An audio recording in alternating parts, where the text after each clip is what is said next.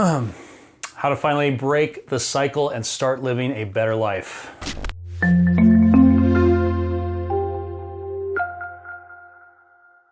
The point today in this episode is this. You clicked on this video for a reason, right?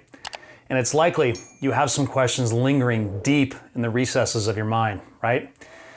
Maybe it's something that keeps you up late at night or hangs around as you're mired in rush hour traffic just trying to get to work on time.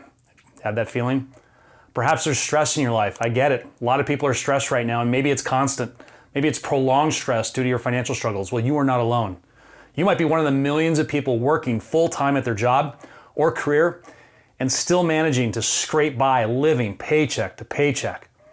But when I say the vast majority of full-time working American adults are living paycheck to paycheck, I really mean it. And it's true. In fact, the numbers are absolutely staggering. Get this. 78% of that demographic, working adults, are basically living without a savings account, safety net, and is waiting impatiently for the next paycheck to arrive, hoping no emergency arises so they can make ends meet this month. 78% of working adults are living paycheck to paycheck. It's absolutely scary, and the problem's only getting worse, not better. Just a few years ago, it was 73% in 2015, and now it's 78%. So, let me ask you, are you one of them? Are you struggling to make ends meet on a weekly or even monthly basis? Maybe you've got some savings. I mean, it offers relief, doesn't it? Of course it does. Having a few $1,000s in a bank account or cash tucked in a safe somewhere in your house. But if furnace breaks down, you'll be able to handle it without leaning on family or friends or opening another credit card account, right? Perhaps that 6-year-old vehicle you just finished paying off after a 72-month loan is beginning to act weird. You wonder if the engine is maybe having trouble or the transmission is about to fail. Who knows, right? Why do these things always seem to happen when you can least afford them, right? Have you ever thought about that? Always at the worst time these things happen. Maybe it's because you can never really afford them at all. Maybe it's because when the transmission does break down and you find yourself stuck on the side of the road 40 miles from home and facing the prospect of a $250 towing bill on top of whatever it's going to cost to fix or replace the transmission or whatever's broken, doesn't really matter. You wouldn't have the money you wouldn't have the money for it next week, next month, or even next year. People have developed a terrible habit. We have this desire for immediate satisfaction.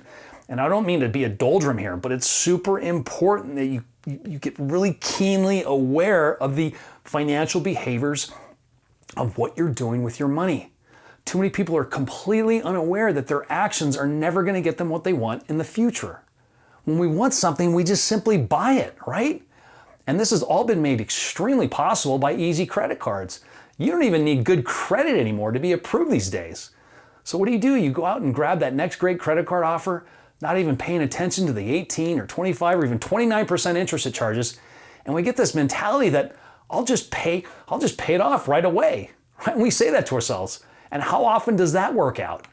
And look, I'm not judging here. Please, please, please don't think that. I'm not that kind of financial coach or guide or mentor. I'm not going to throw blame at all. The problem isn't in what you've done or haven't done. It's something much deeper, something you have no control over, but there is a way out, and you have full control over that. The fact is that most people have been programmed to fail financially, and it's not their fault. So please keep focusing on that, not blaming yourself, not getting mad at your circumstances or the mistakes you feel you've made or anything else like that. All I want you to do is focus on the question for now, and let me repeat it. Financially speaking, do you wish to continue living the life you have been so far? No, of course not. But most people are, and despite all your efforts, all those blog posts and self-help books you picked up at your local bookstore, things haven't really changed, right? Again, that's probably why you clicked on this video. That's why you're interested in finding out whether or not there is a solution that can finally bring you true financial peace.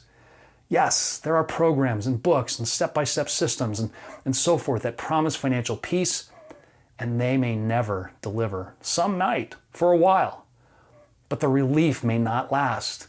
You may turn on the radio and hear some famous financial guru basking in the success story of another one of his students who has finally paid down their credit card debt. And it's a wonderful moment, one that people should celebrate. And it's certainly not something to envy, right? Because envy means you wish it wasn't them, but rather you. And we should all be rooting for one another. But what happens in the months and years after those success stories? How come we never hear the follow-up stories, right? Is it because too many of those people slipped and went back to their old habits? Likely so. And maybe that's happened to you. Maybe you spent months and months stressing over your bills, wondering how you're going to get out of this hole and somehow manage to get your feet level on the level again. The moment you were finally current with everything, that was a great relief, right? Wasn't it? Then what happened? Well, if you're like most of us, you went out and celebrated with a nice dinner at a fancy restaurant with your significant other, and that's wonderful. Maybe you celebrated by purchasing that incredible new flat screen TV that's almost the size of your entire wall, along with your Dolby surround system, right? You had your eyes on that for the past year. Altogether, it was just a couple of $1,000s, right? And considering how deep in the hole you had been, and that your credit cards had zero balance, what harm could this bring, right? You learned your lesson. You aren't going to let yourself get so far behind again, right? Then what happens? It's just one little slip, one small justified expense, and there you slide. You see another step-by-step guide and a how-to book and other systematic programs may work for a time, but based on the increasing numbers of people living paycheck to paycheck, they don't seem to be making lasting change at all. We think they do because we're given a glimpse behind the curtain, a peek into the lives of those people who are marketed as having dug themselves out of debt using those other systems. And we want it too, right? It's kind of like a bad diet program. I mean, have you ever noticed just how many fitness, health, and diet programs and books you can find these days? I mean, it's limitless. You have supplements and magic pills and incredible machines that are simply going to solve all your problems, right? And give you those six-pack abs in as little as a few weeks. At least that's what the marketing slogans lead you to believe. And look, at the age of 12, I was a chubby kid and I really struggled with being overweight. But that was all going to change when fat cream hit the market. I was ecstatic. All I had to do was rub this cream on my stomach and watch the fat vanish. I was convinced this thing worked. This was the answer I had been looking for. Well, you all know how that turned out, right? That's a scam. And how many people leave glowing reviews claiming this pill and this powdered supplement or this fat cream or this solution, whatever, this worked. And yet more and more people, millions more, a growing percentage of the population are overweight, obese, and becoming less healthy by the year.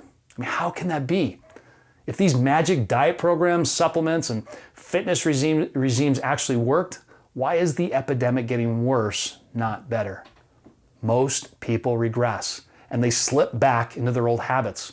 Paul may have shed 45 pounds in 10 weeks, but once that program is over, he'll go right back to the same old thing, same old habits will return, right? Sally may have finally been able to run a mile in under 8 minutes or something that she'd never been able to do. But then what? This is the crux of the problem. This is why I decided to hit you with that question first. Do you wish to continue living the way you've been so far? You know, looking back on my life and what I write about was how I was able to achieve financial freedom at such a young age, 37 to be exact, and it boiled down to 5 key things. When I looked at my life, what we did is we reverse engineered and we discovered that these 5 things completely transformed my life. Let me share them with you. The first, I understood what was deeply meaningful to me. I mean, it hit me between the eyes. And it's the first story I share in my book right here. And that was my complete and total desire to live life on my own terms. Now, that sounds like an obvious statement, right? But I felt it in my core, deep in my core. It was my soul. And that meant more to me than anything else, which led to very positive decisions I made with my life and my money. The second thing was my belief system. I knew I had to challenge and change my beliefs on how I needed to live in order to achieve what was meaningful to me. The third thing was awareness. I became extremely heightened aware of how I was living was never going to get me what was meaningful to me. And that was a key driving force. I remember that. Just the awareness of knowing what I was doing with my money, what I was doing with my life was never going to get me what I wanted. The fourth is ritual. I knew I had to create structure in my life with daily rituals from the moment I woke up if I wanted to achieve what was deeply meaningful to me, which was living life on my own terms. And the fifth thing was mentorship. I also knew that I couldn't do this by myself, and I needed guidance from others. This is exactly what my online program called Thrive Path is all about. If you embrace those 5 things, meaning, beliefs, awareness, rituals, and mentorship, you will become unstoppable. That I guarantee. So let me end with that question. Do you wish to continue living the way you've been living so far? And I hope the answer is a resounding no, because I'm telling you, you can change everything around and discover the life you desire, frankly, the life you deserve. You can do this. By the way, is there anything else you'd add to my list of 5? Anything else that you're doing? Let me know in the comments. Please share. I'm sure other people would like to see that as well. So until next time, upward and onward. Take care. Bye-bye.